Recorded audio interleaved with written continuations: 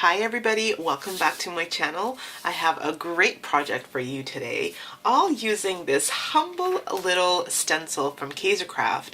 The stencil is called Garden.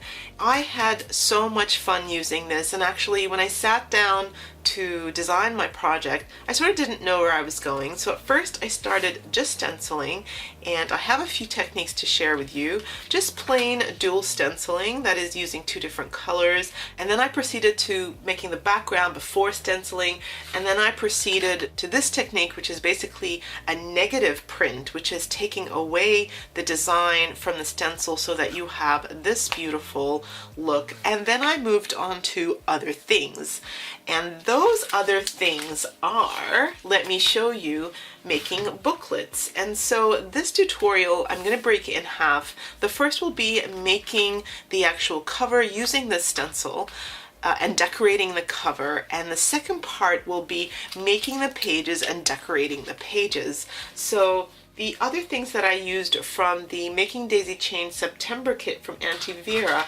are the Good Vibe Charms by Crepe Paper and the Prima Flowers, and you can see them here on this card front. So you can use this tutorial any way you like. You can use it just to get stenciling techniques. You can use it to make card fronts, and this is just a perfect card right here on its own. All you need is a sentiment, maybe or maybe not. Or you can progress to the full-on booklet, which is what this whole thing turned into, a vintage spring booklet. I think that's what I'm going to call it. And so you can see here that I just went totally crazy because I just totally loved what I was doing. You guys know that I love books, I love reading books, and I love making books, so how can I not make books? But you can see here the stenciling in the background. So I used Distress Oxide, I used Distress Inks, and I used paint. I used die cuts, I used the paper dolls from Tim Holtz, and I used stamps as well. So I made 5 little booklets, all using lace and ribbon and flowers, and I am just so in love with what I made. So if you're interested in making yourself a spring booklet, stay tuned because the tutorial is coming up next. Okay, so let's get everything started. I'm starting off on my Tim Holtz glass mat, which is actually the best thing I've purchased so far, I have to admit.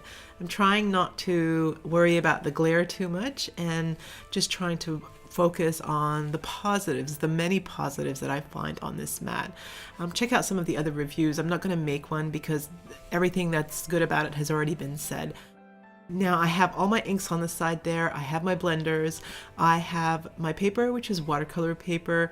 Not really good for the best of watercoloring, but good for stamping and inking and all that stuff. It's just watercolor paper that I buy from Target. For real watercoloring, I use Canson, but for other stuff like mixed media, I use this stuff. It's really good, thick, and does what I need it to do. So, okay, I'm going to start off with the stencil here. I am going to place it just so that I have the maximum amount of flowers. It's a 6x6 stencils, and the panels that I've cut are 4 1/4 by 5 1/2. So I'm going to go with a few different I'm going to move it to the side a little bit so I have a few different floral displays. I'm going to make sure that the panel is stuck down to the glass, and I'm also going to make sure that the stencil is stuck down to the glass. The first thing I do here is just a basic two-tone stenciling. I'm going to use 2 types of inks for the flowers. I'm going to use 2 types of inks for the leaf color. For the flowers, I'm choosing Victorian Velvet. So I'm doing Victorian Velvet all over, and I'm coming in a little later on with Dusty Concord and just going towards the center and leaving the outer of the petals the light Victorian color.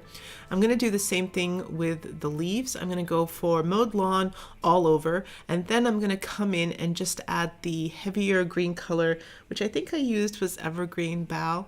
I am going to add it here and there just to create just a little bit of a dimension and a little bit of interest, so it's not just one flat color.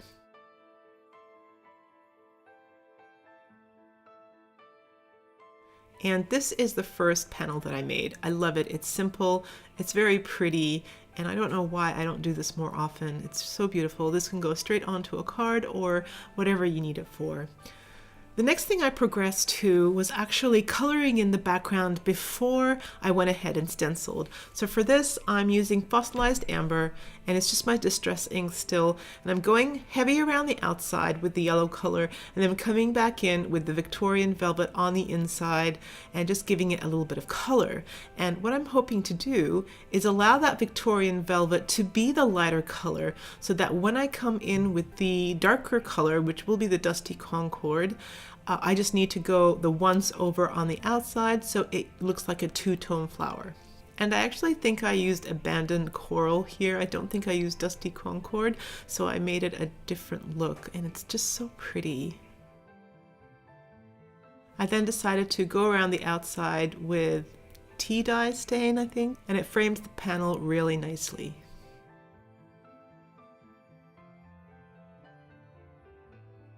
The next technique that I tried was negative stenciling, and for this I used distressed oxides. I used the color Faded Jeans here, and I just gave the background a whole thick layer of distress oxide. My distress oxides are really nice and juicy, so this worked really well. I did try it with the inks and it didn't work very well. I don't know if my inks were not as juicy or it just doesn't work as well with the inks, and it is more successful with the distress oxide, but I found this technique to be more successful with the distress oxides. So this is a baby wipe, a really moist baby wipe. I'm just removing the color through the stencil so that all that's left behind is a white image of the stencil on the colored background. So this is what it looked like here. I think I moved the stencil a little bit while I was rubbing, so I repeated again with the peacock feathers, and just a really lovely effect. I've loved this technique. I'm going to use it more often, definitely in my art journaling. This is what the two look like next to each other, and this is how it turned out in that original card front that I showed you. Really lovely. And here's the blue one. I added a little bit of doodling and added the die cuts to make the cover of the booklet. The next technique I'm showing you here is called a bump technique. This is one that I saw from Lynn Perella, and I'm going to leave some details below for you to go check out. Definitely did not invent this technique. It's been around for ages. So I put down a layer of fossilized amber as the background, and then I'm going in now with black soot distress ink through the stencil. This is creating my black floral pattern, and if you know me, I'm obsessed with black floral at the moment, whether it's the black on the background against a pretty colorful flower, or the flower itself is black against a very colorful background. I just love black floral. I'm making sure that card panel is nice and dry, and then I'm repositioning the stencil exactly the same spot. Then I'm moving it over maybe 1/8 of an inch.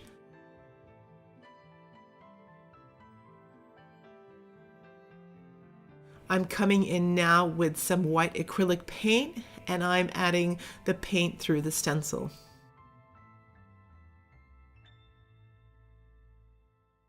And the result you get is this beautiful color.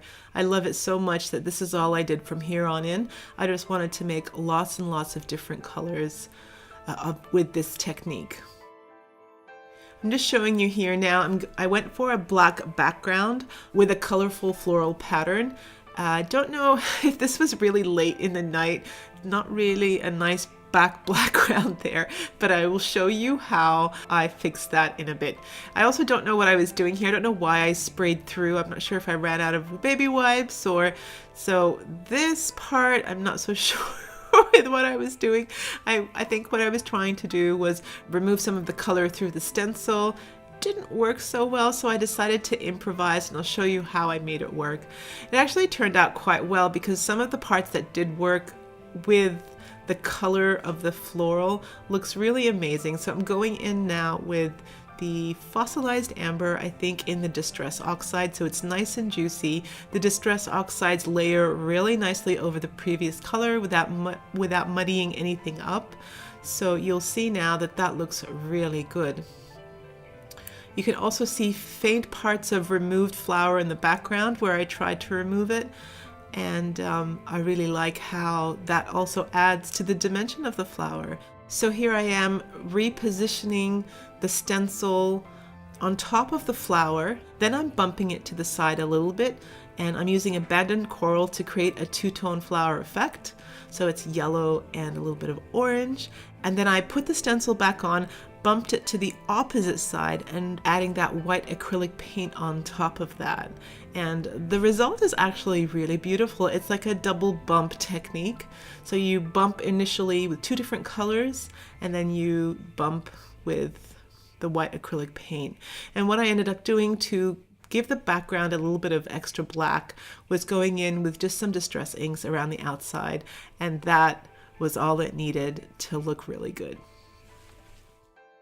So at this stage, you have your card panels done, and I wanted to take this project a step further and actually make spring booklets. So I started off with a 12 by 12 craft cardstock, which I cut in half to be 6 inches by 12 inches. So one 12 by 12 cardstock will give you 2 booklets.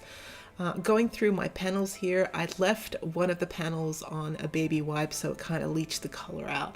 I'm going to leave that one to the side, but if you'll notice, that's the panel that I actually used to show you guys in the beginning, which has all the flowers on it. So I love how I was able to mask that blemish and make it into quite a beautiful card in the end. What I'm doing here is I'm attaching the panel to the front of the booklet first with double-sided sticky tape, and then I am scoring the 6 by 12 at 4 3/8, and then I'm doubling it up and then slicing off the excess. I'm making 2 booklets as we go.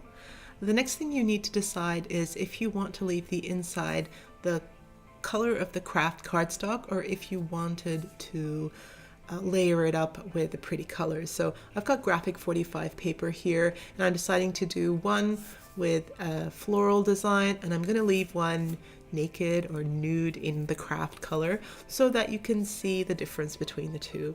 They're both 2 beautiful looks, and they're both 2 different looks, and you just go for what you like.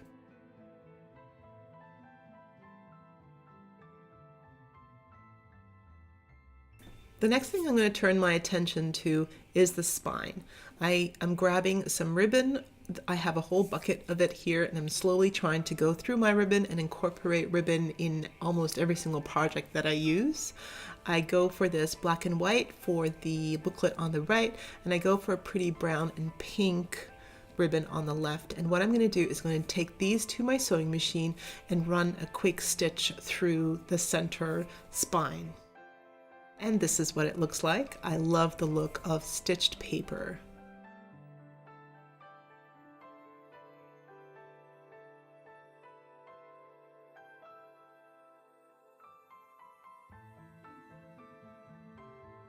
And for those of you who do not have a sewing machine, stay tuned to the very end, because I'm going to show you an alternative booklet where I didn't stitch and the binding for how I did that booklet. The next thing I do is I'm reaching out for some lace. I've got pink for the booklet on the left, and I've got a pretty wide lace for the black and white booklet. And once again, I'm going to put that to the inside of the front cover, and I'm going to run that through my sewing machine.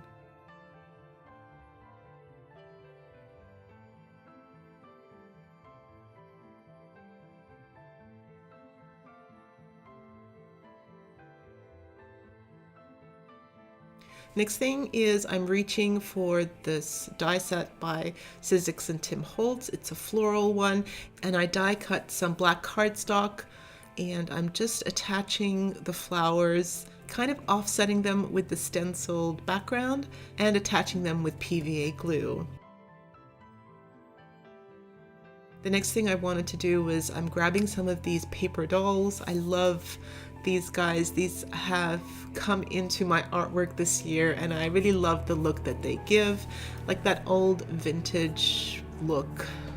I kind of really love it. I end up choosing the married couple for the left one and the 2 little girls on the right, and so far I'm loving what I'm seeing. The next thing I'm going to do is I'm going to make a handmade embellishment. So I have craft cardstock here, cutting it at 1 3/4 by 4 inches, and then making a fishtail banner with my scissors.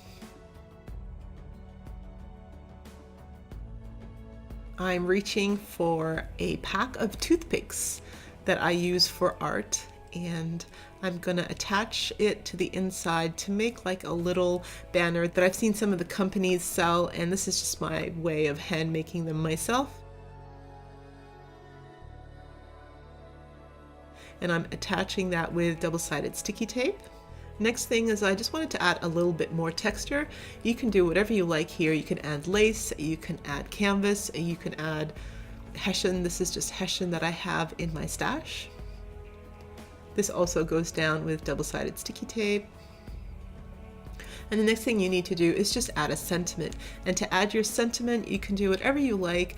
I'm going for a pack of embellishment cards here, and I'm just gonna pick one that is appropriate. So for the one with the little girls, I added this sentiment that says, "Be happy in the moment, that's enough. Each moment is all we need, not more," by Mother Teresa. It just seems so perfect for like a childhood sentiment. Kids are always just happy in the moment. And for the other one, I'm choosing some sticker clippings by Tim Holtz. That one says, "Promise me one thing." And then I add another one that says "the story." So kind of like the story of their life is going to continue in that booklet. So I'm gonna attach everything down here because I'm happy with how everything is looking. And that is how I chose to decorate the front covers of these booklets. Now I see that my timer is coming up to 18 minutes. So what I'm gonna do is I'm gonna stop here, and I hope that you come back to continue watching how I made the inside pages and how I'm gonna bind these booklets. Thank you so much for joining me, and I'll see you in my next video.